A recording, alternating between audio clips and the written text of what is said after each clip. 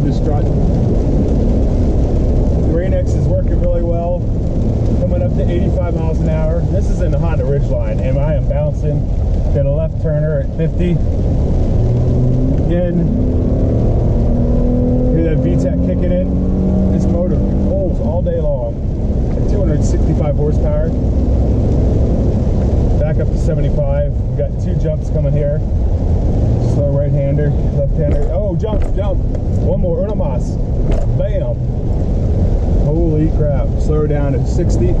Oh, sliding. And back to 70. Got a squiggly line coming up here. See that sign?